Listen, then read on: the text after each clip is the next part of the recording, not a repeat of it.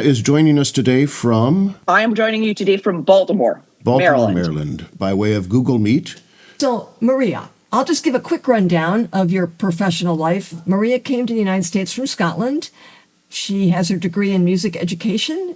Tell me that's correct. It is music history with a minor in composition. What do I know? Okay. And she came to work in the United States in the Salvation Army as a divisional music director. That is correct. And in the states of Oklahoma and Arkansas, which were the furthest away possible places from Scotland that you could possibly imagine. So true. Wow. And so she did that job, and it was when she was in that position that we got to know her through our participation in the Salvation Army's territorial band and choir. Yep. And then she moved from that to the Levine School of Music. I was in development and fundraising for a little bit in Knox Hill, Tennessee for a couple of years. And then I moved to the Levine School of Music, which is a large community music school in Washington, D.C., and was there for over a decade in that role, and where I was basically the head of music education there. And then I am currently serving as the executive director at the Peabody Preparatory, which is another community music school up in Baltimore, which is part of the Peabody Institute, which is one of the schools of Johns Hopkins. So can you tell a little bit about that? Like Johns Hopkins, so they have all these different institutes. Is that how it works? So under the Johns Hopkins umbrella, you have the university and then you have the hospital side. So under the university side, there are multiple schools like the School of Engineering, the School of Nursing, the School of Medicine, and the Peabody Institute is one of those schools. And under the Institute umbrella, you have the Peabody Conservatory and then the Peabody Preparatory. And so essentially the preparatory, we serve all of the non-credit education. So as one of my colleagues likes to put it, from womb to tomb is how we describe our music, the students who come to the prep. Was it there that you had one of Obama's kids in your program? It was at Levine. Okay. We had one of our flute teachers used to go to the White House to teach Malia.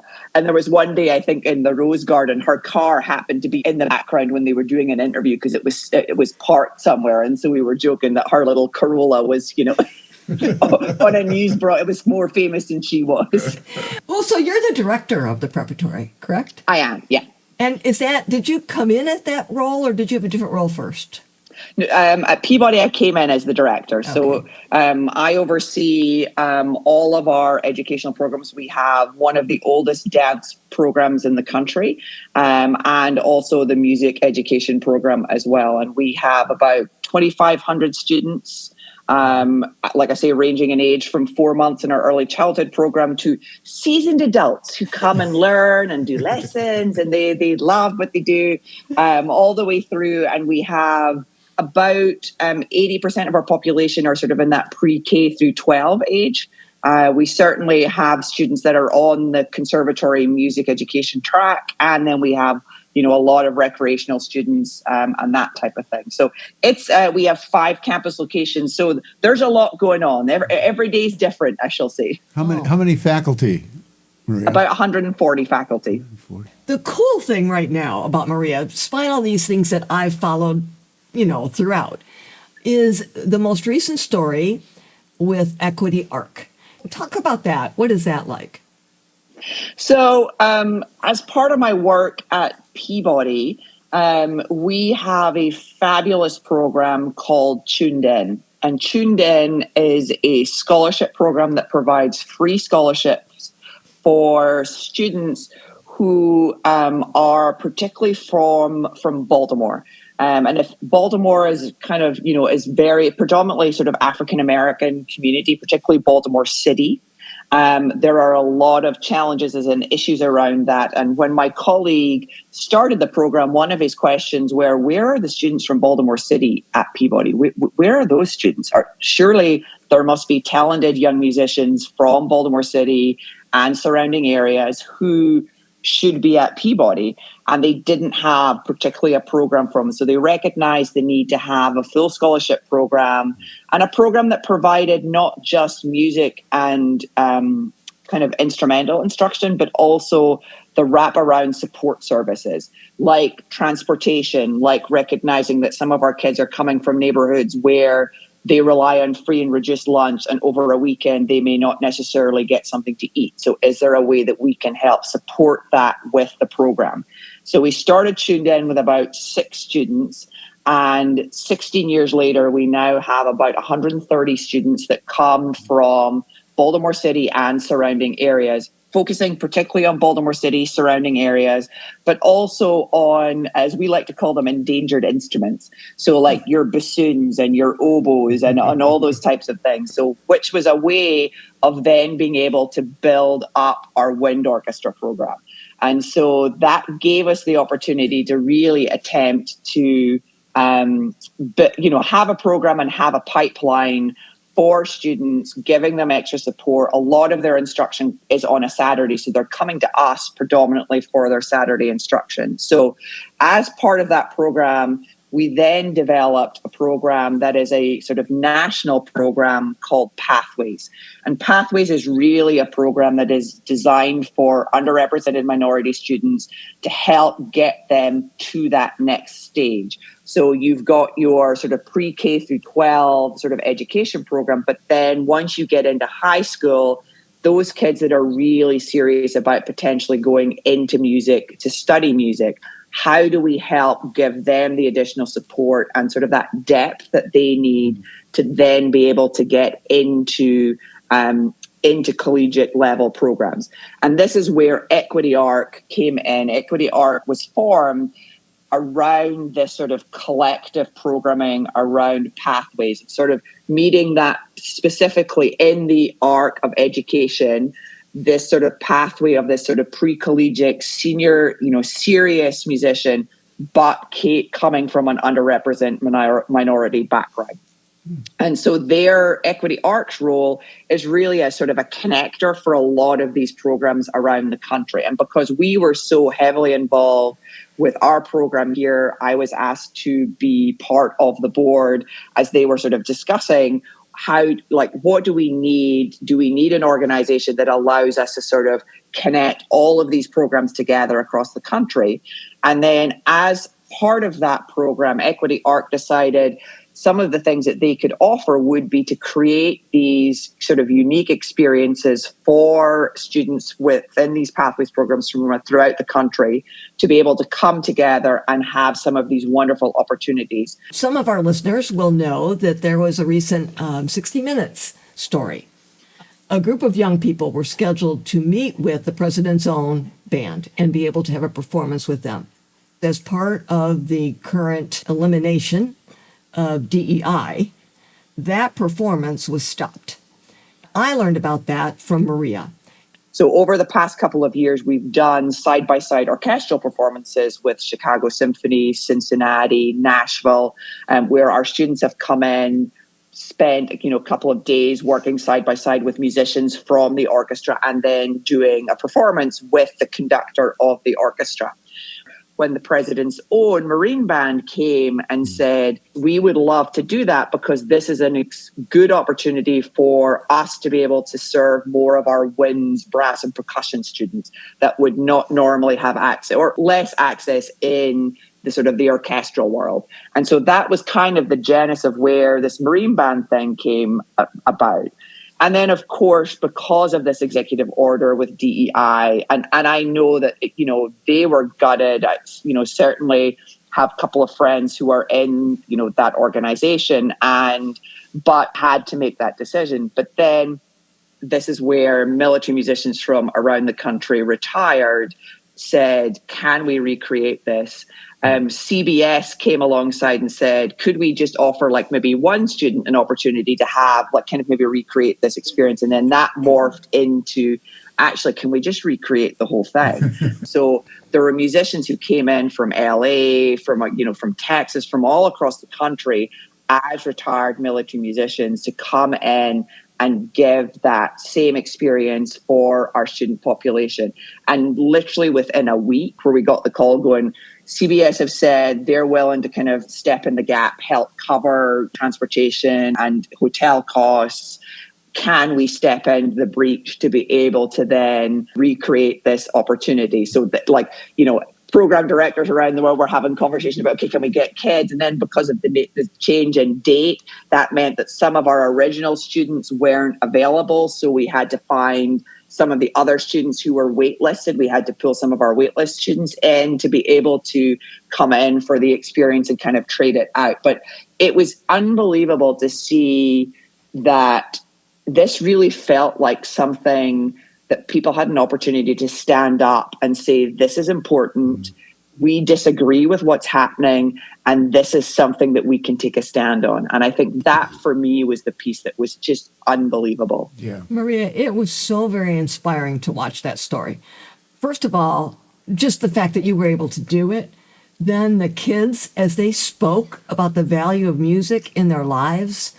And then the retired military, who were willing to, number one, many of them pay their own way to come and be part of this and speak to what's wrong with, let me put it another way, what's so vital about DEI support for kids in music.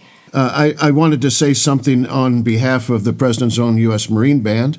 They are in a chain of command, which requires them following orders, whereas absolutely. Whereas the retired military musicians that came in are no longer in that chain of command. You had some kids from Peabody who were in that performance. Yeah, we had 3 of our students who participated, which, in fact, one of whom has just been accepted into the Marine Band. He's going to go to the music school and is actually, I don't know if he has enlisted or is about to enlist in that school.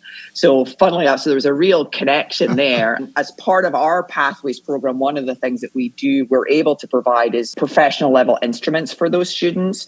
So we Peabody buy them, and then that becomes the student's instrument. And so that actual event was the first test run of the new tuba. So the tuba got its first concert on 60 Minutes, Right. which was really cool.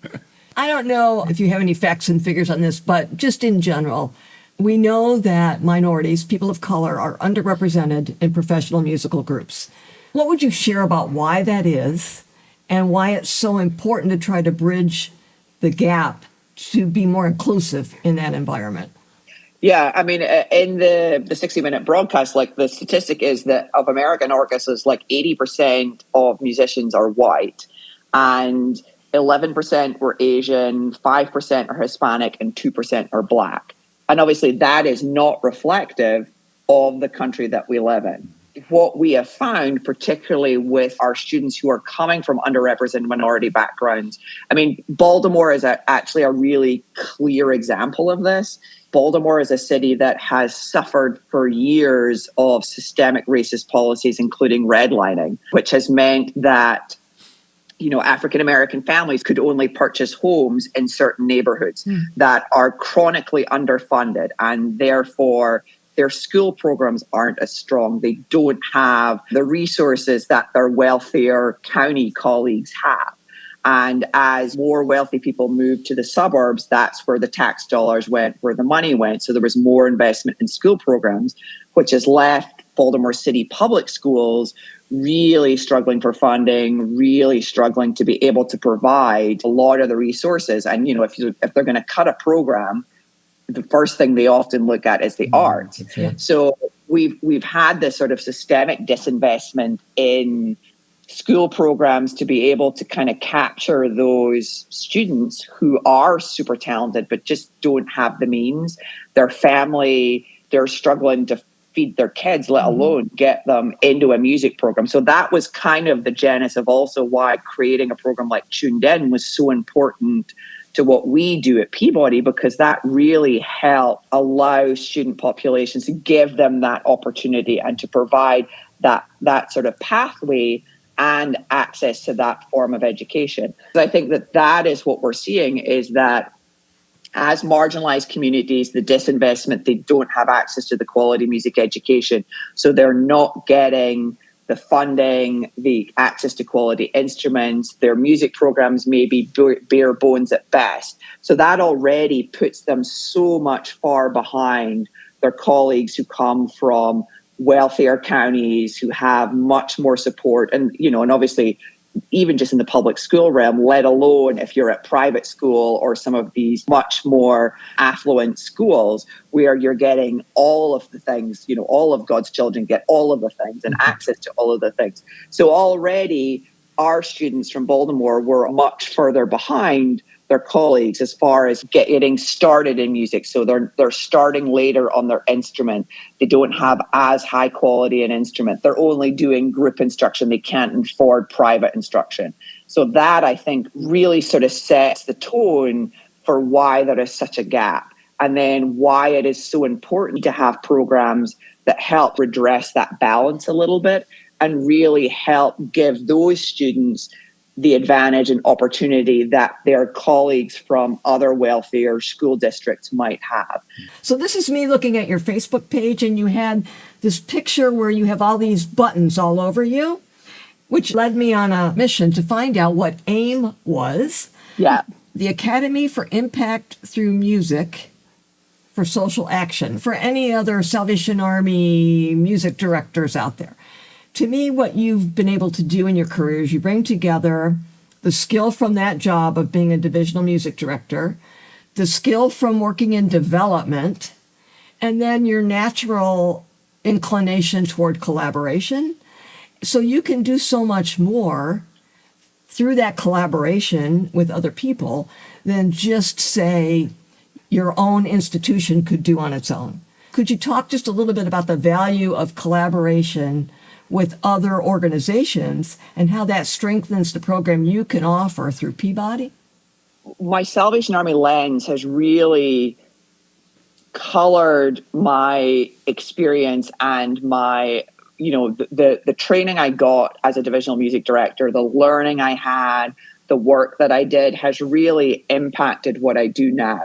And I think that's also why our Tuned In program and our Pathways programs are something that are so near and dear to my heart, because I just view it as, frankly, it's a Salvation Army music program. It's like the genesis of what it is. And certainly our Tuned In program is an El Sistema inspired program. And you may or may not be familiar with the El Sistema movement in Venezuela, where they use music as sort of a tool for social change, and like kids go to their nucleo and it's a way of keeping kids off the street and giving them something to do.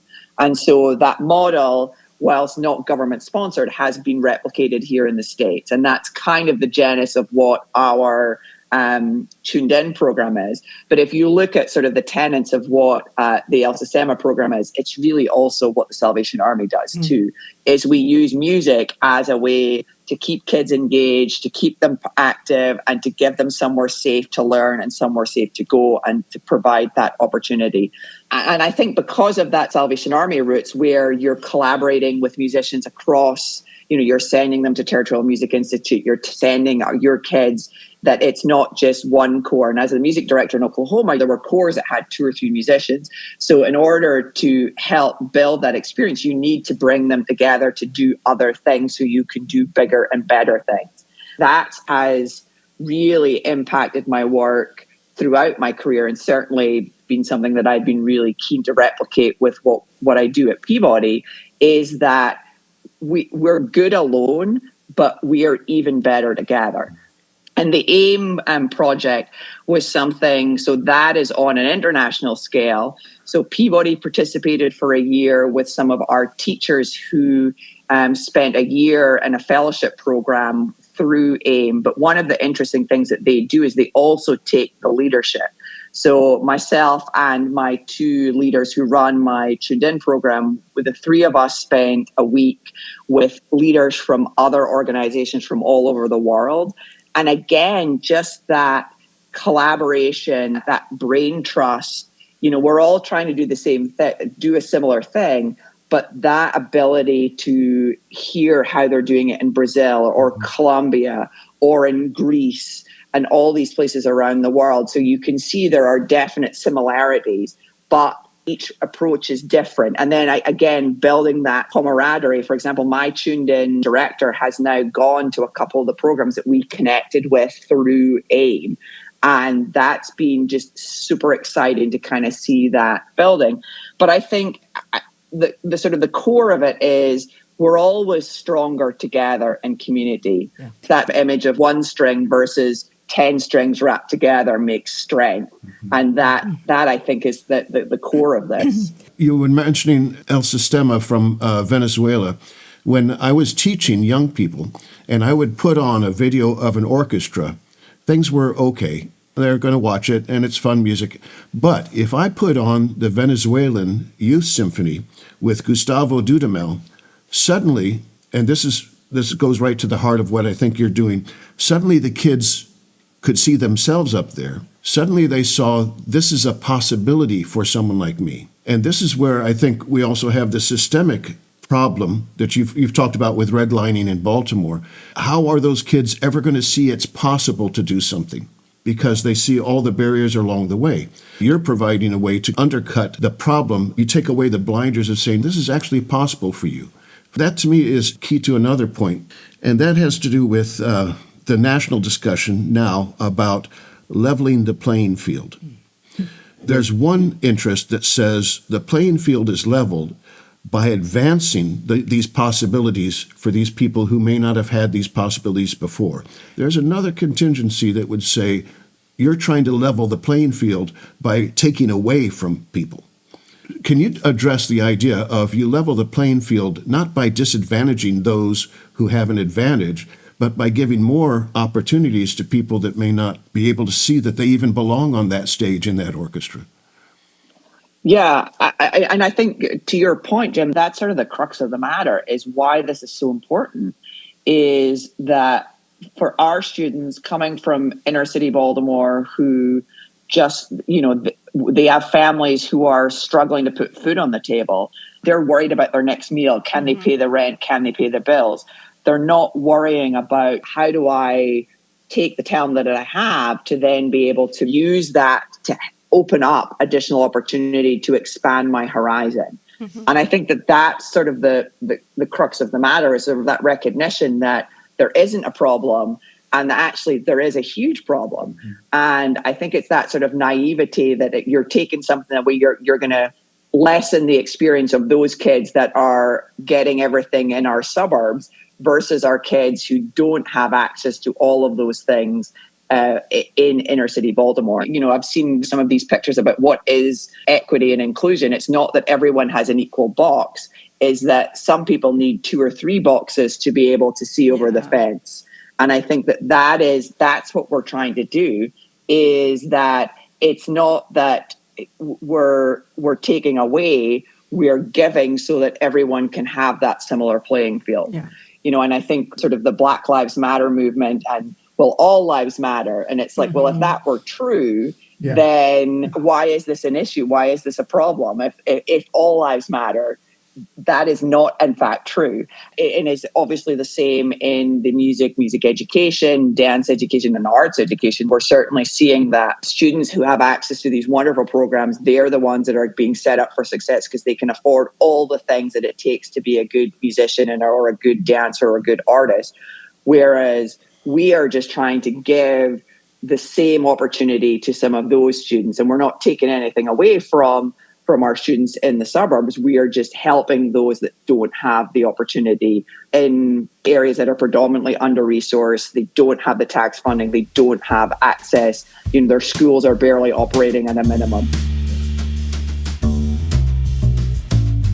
We recorded this first part of our conversation with Maria Mathieson on Saturday, March 29th. Today is Tuesday, April 1st, and no foolin'. Maria has just announced she is leaving her position of Executive Director for Peabody Preparatory to assume a new position as Executive Director for the Choral Arts Society of Washington. Congratulations, Maria. And while these professional achievements continue to grow, let's not overlook Maria's other passion, religious kitsch. I love everything. The tackier, the better. This is how we're going to celebrate our Lord and Savior, as praying hands or a Jesus Saves piggy bank. Or it fills me with so much stinking joy that it just, if I go into a shop and I see it, I don't care how much money it costs, I will buy it. That and more when we conclude our conversation with Maria. Until next time.